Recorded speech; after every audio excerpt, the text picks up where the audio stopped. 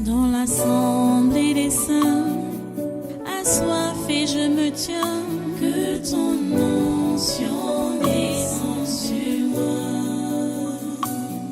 Conscient que mon destin est dans le creux de ta main, que ton onction descende sur moi. Je suis disposé, assoiffé, que ton onction descende sur moi. Je suis disposé, assoiffé, que ton onction descende sur moi.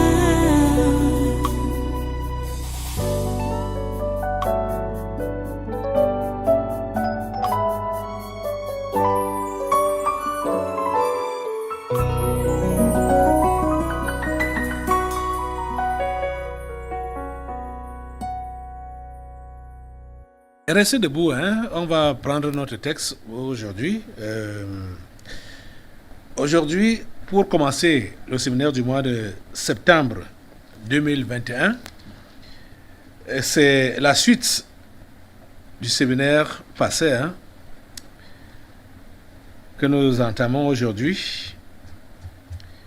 Allons aujourd'hui, on n'ira pas dans l'hébreu d'emblée comme ça. On part d'abord dans Jean, l'évangile de Jean, chapitre 4. Jean chapitre 4, à partir du verset 35. Jean 4, à partir du verset 35. Ne dites-vous pas qu'il y a encore 4 mois jusqu'à la moisson? C'est Jésus qui pose la question. Voici, je vous le dis, levez les yeux et regardez les champs qui déjà blanchissent pour la moisson. Celui qui moissonne reçoit un salaire et amasse des fruits pour la vie éternelle, afin que celui qui sème et celui qui moissonne se réjouissent ensemble. Car en ceci, ce qu'on dit est vrai. Autre est celui qui sème et autre celui qui moissonne. Je vous ai envoyé moissonner ce que vous n'avez pas travaillé. D'autres ont travaillé et vous êtes entrés dans leur travail. Prions le Seigneur. Dieu Tout-Puissant, nous te remercions pour ta parole de ce jour et ta parole de ce moment.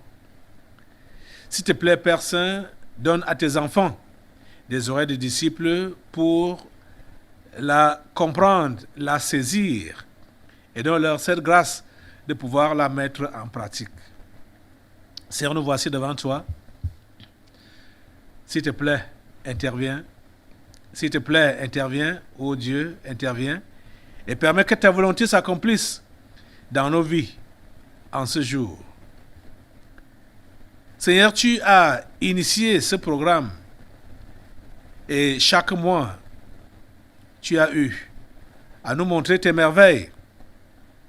Nous prions, Seigneur, pour que ce mois-ci n'échappe pas à la règle. Montre-nous tes merveilles encore en ce mois-ci, en ce temps-ci. S'il te plaît, interviens au nom de Jésus. Permets à ce que ta volonté prédestinée pour ce jour-ci et pour les 4 jours ou les 3 autres jours qui sont devant nous, que ta volonté, Seigneur, s'accomplisse dans nos vies. Nous sommes à toi, nous attendons à toi. Au nom puissant de Jésus, nous avons prié. Amen. Voilà, maintenant, prenez place. Prenez place. Asseyez-vous dans sa sainte présence et soyez les bienvenus à ce culte. Vous tous qui êtes ici présents et tous ceux-là qui nous regardent au travers de la télé ou au travers de YouTube, soyez tous les bienvenus à ce culte. C'est le séminaire du mois de septembre que nous démarrons comme ça. Le thème général, c'est la délivrance des esprits familiers et de la sorcellerie. Le tabernacle de la liberté est vraiment heureux de vous recevoir. C'est l'église de tous les peuples. Nous bénissons Dieu pour cela. Son nom est béni éternellement. Ok. Nous avons vu depuis le mois passé que il faut courir vers le but. Parce que c'est à partir d'une vision que Dieu m'a conduit dans des textes. Nous devons courir vers le but et ne pas être distrait. Parce que s'il y a distraction, on va perdre le chemin. Et on va se retrouver en brousse, égaré. On va se retrouver dans l'eau, noyé. Le Seigneur nous demande davantage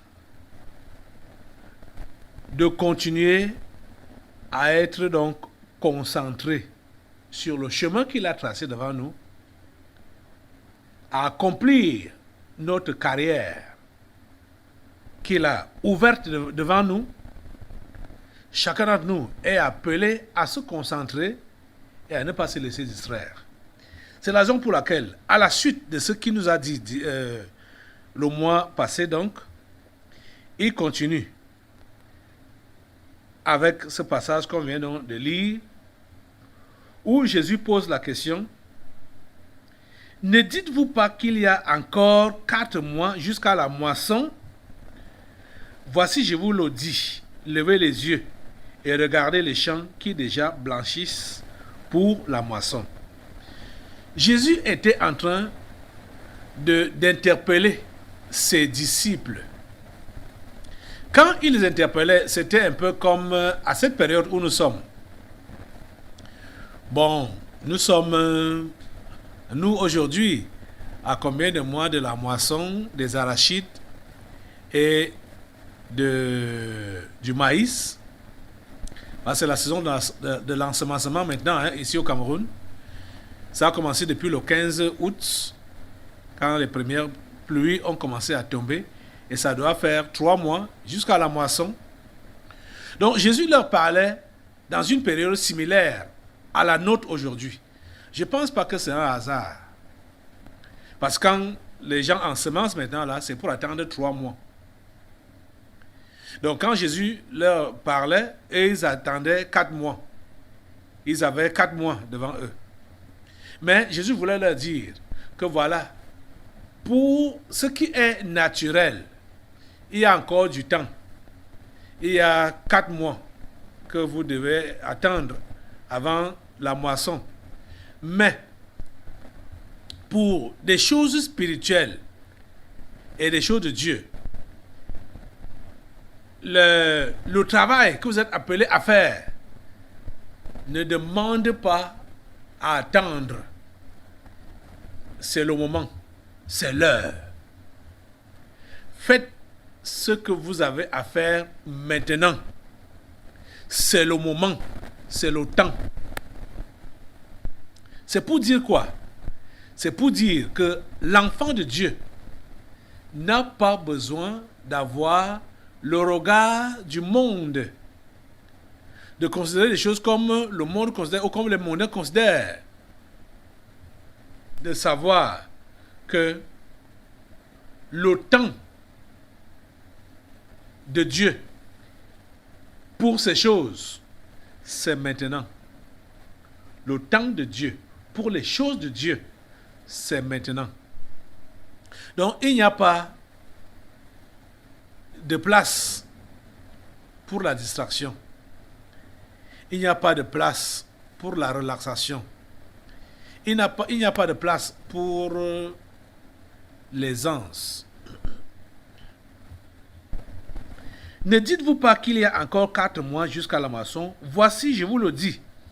Levez les yeux et regardez les champs qui déjà blanchissent pour la moisson. Chers amis, cette interpellation est pertinente. Jésus nous fait comprendre qu'on n'a pas besoin d'être distrait par ce qui nous entoure. Quand il dit de lever les yeux, je ne sais pas comment est-ce que on peut récolter, par exemple, les arachides avec les yeux levés. Vous voyez, je parle pour notre contexte. Hein. Nous sommes au Cameroun et Camerounais. Récolter les arachides avec les yeux levés, tu ne vas pas voir. Donc, c'est pour vous dire que quand il dit de lever les yeux là, ce n'est pas juste, nécessairement qu'on va faire une récolte naturelle des produits de la terre. Lever les yeux, c'est pour être concentré. Vous comprenez? Je vous dis que ce texte qu'on a lu, ça va dans le même sens avec celui qu'on a lu le mois passé, dans Hébreu. Vous comprenez? Quand il dit lever les yeux, hein, c'est la même chose qui a été donc dite dans Hébreu, hein, au chapitre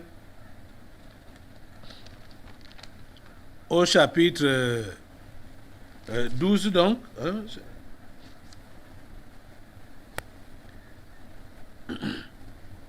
chapitre 12, le verset, du verset 1 à 2, où il est dit, nous donc aussi, puisque nous sommes environnés d'une si grande nuée de témoins, rejetons tout fardeau et le péché qui nous enveloppe si facilement et courons avec persévérance dans la carrière qui nous est ouverte, ayant les regards sur Jésus.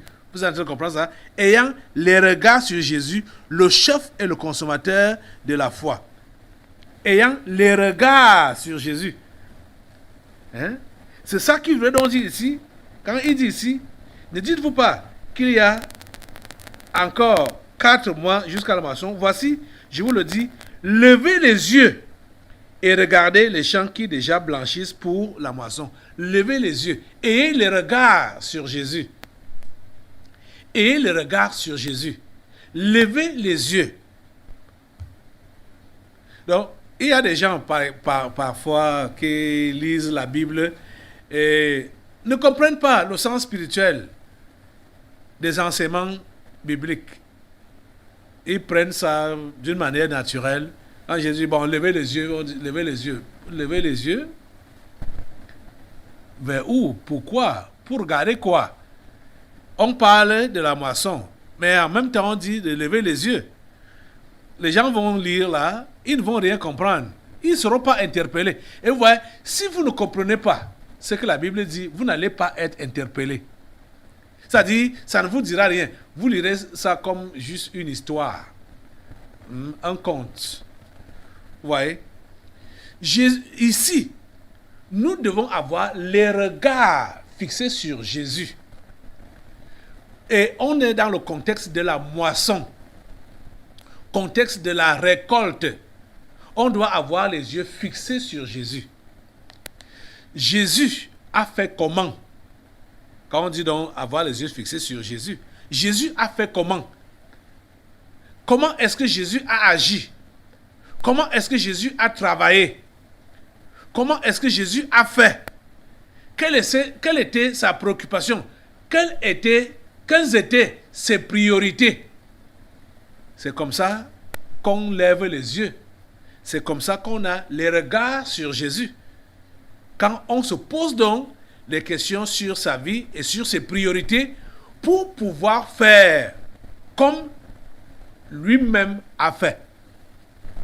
C'est là qu'on sait donc qu'on a regardé Jésus, on l'a donc vu faire.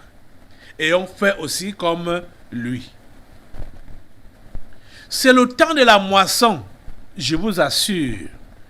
La deuxième grande moisson des âmes, c'est son temps qui sonne comme ça. Jésus dit, parce que maintenant, vous pensez que, il y a 4 mois avant la fin de l'année, exactement comme 4 mois avant le début de la moisson, au temps où Jésus parlait avec ses disciples. Et il y a plusieurs qui pensent que peut-être d'ici 4 mois, donc en 2022 comme ça, les choses vont redevenir normales. Vous voyez? Donc c'est en ce temps-là, donc quand les choses vont redevenir normales, que donc leur engagement, leur travail pour Dieu, ça pourra donc marcher. Or, Jésus dit que vous n'avez pas besoin d'attendre le temps, les mois qui sont devant vous. Ce n'est pas ça. Vous n'avez rien à attendre. Levez les yeux. C'est le moment déjà. Les champs sont blancs. C'est prêt pour la moisson.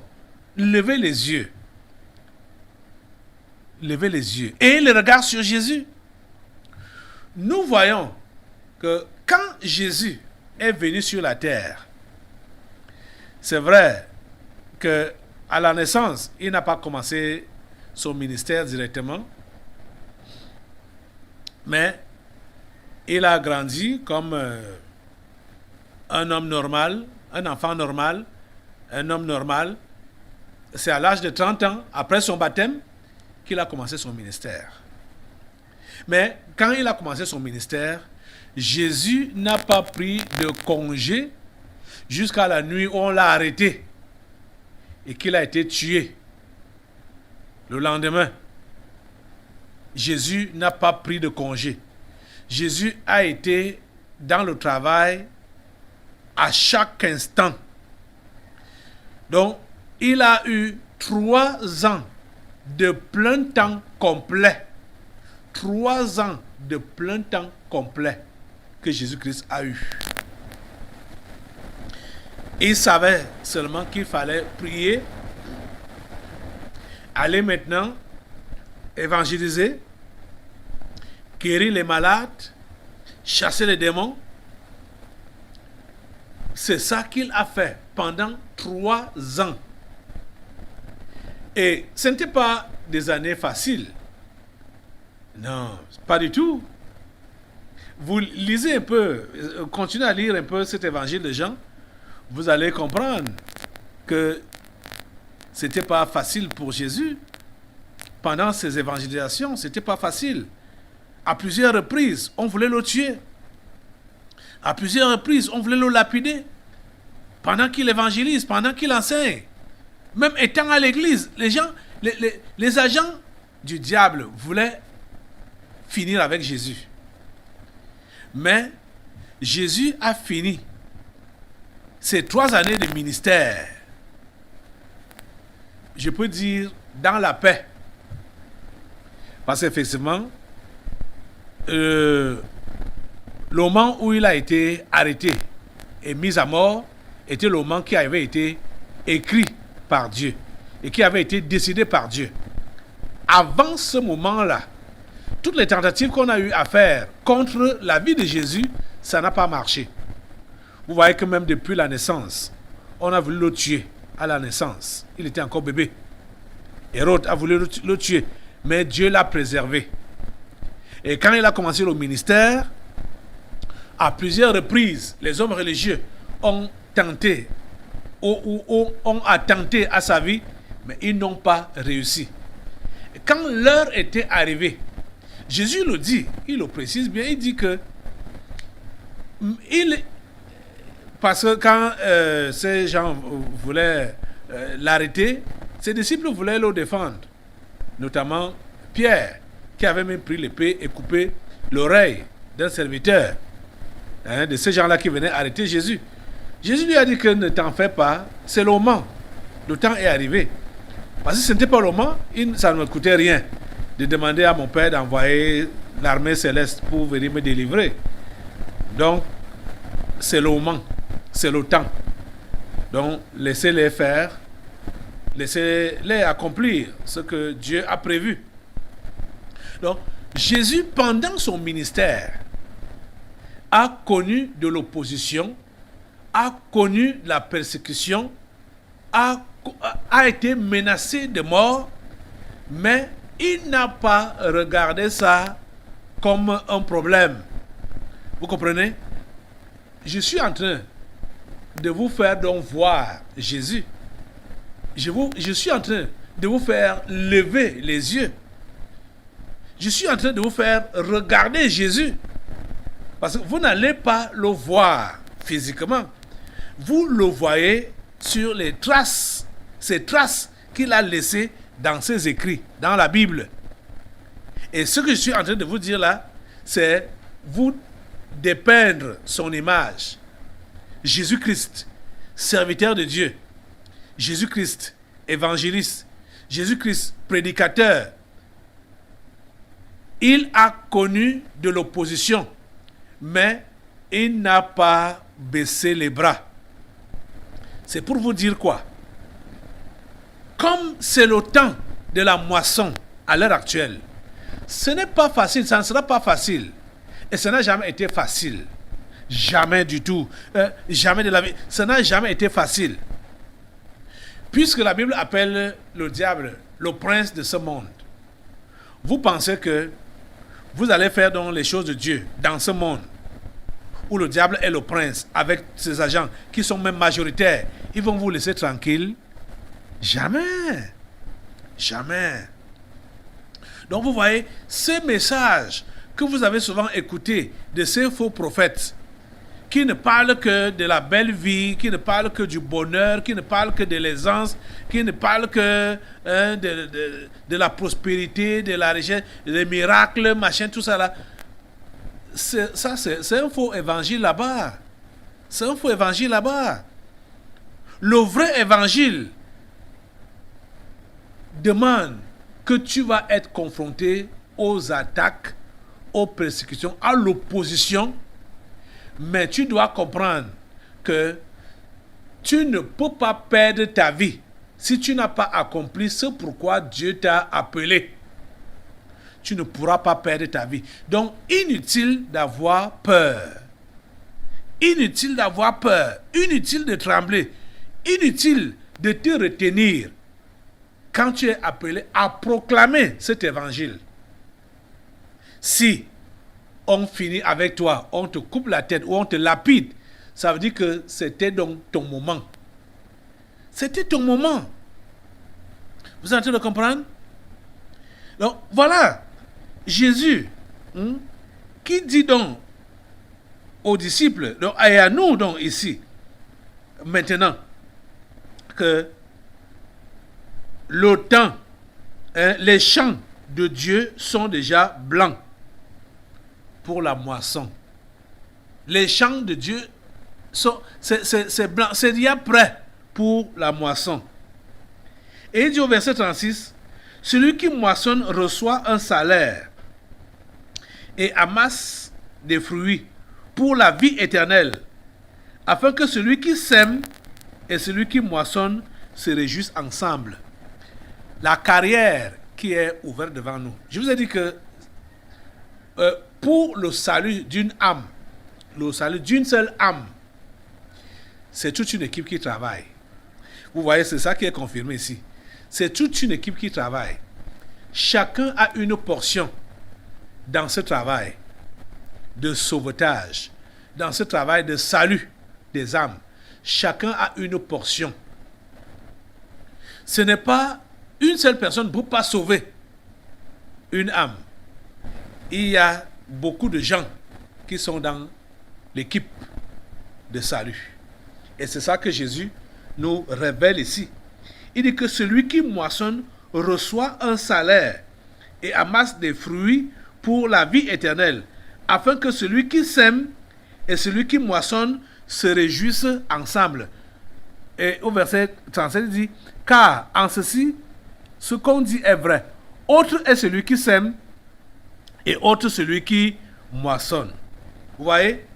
Autre celui qui sème et autre celui qui moissonne. Rappelez-vous que je vais vous faire ces commentaires ou vous donner ces explications en vous rappelant le texte, l'un des textes de la fois dernière, ayant les regards sur Jésus. Attends, je vais prendre. Rejetons tout fardeau et le péché qui nous enveloppe si facilement et courons avec persévérance dans la carrière qui nous est ouverte. Courons avec persévérance. Quand on parle de course dans la carrière qui nous est ouverte, on ne veut pas parler d'une course naturelle ou comme on parle de la moisson. Ici, là, maintenant, c'est la moisson. Il ne s'agit pas de la moisson naturelle. Hein? Comme pour la course, ce n'est pas la course naturelle. Ces choses sont des choses spirituelles. La carrière qui nous est ouverte, on a compris pendant on peut appeler l'inter-séminaire. Donc après le séminaire, on était en train de voir que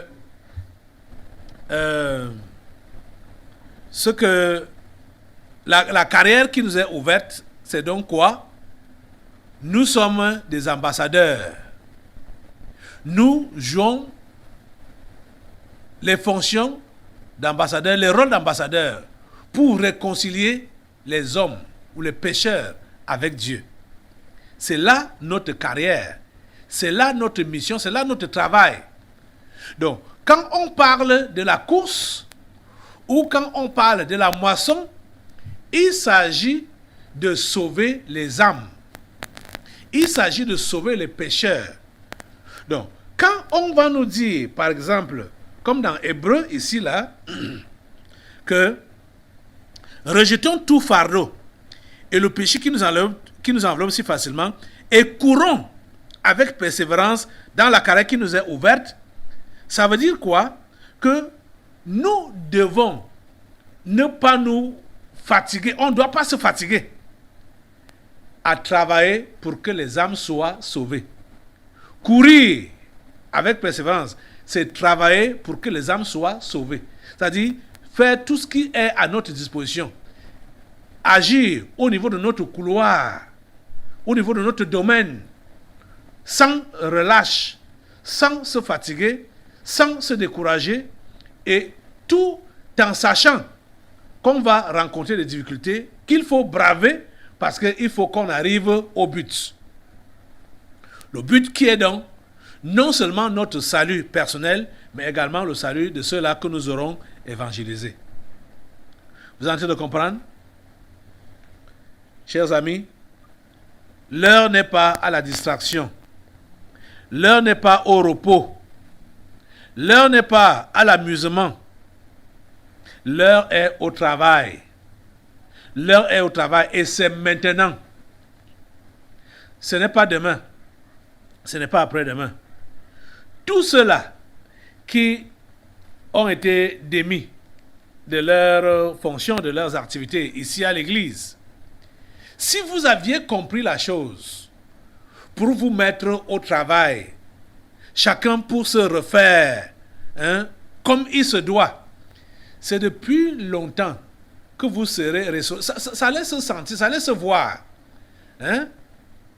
Et vous seriez donc maintenant en train de faire le travail qui vous revient. Regardez, ceux parmi vous, par exemple, qui étaient là comme au chat ou comme je ne sais pas quelle activité vous aviez, on vous voyait, et vous-même vous aimez quand on vous voit, on a compris que plusieurs ne faisaient pas le travail parce qu'ils voulaient rendre un service à Dieu. Plusieurs faisaient le travail pour eux-mêmes, ou bien pour le pasteur. Mais ils ne savaient, ils n'ont pas fait ça pour le Seigneur. Parce que si tu faisais, que ce soit la prière, que ce soit le nettoyage, ou que ce soit le chant, ou n'importe quoi, c'était vraiment pour le Seigneur que vous le faisiez auparavant là, quand on vous a mis au repos, vous devriez convertir votre temps dans un autre travail ou dans le travail commun qui est donc la prière, l'intercession.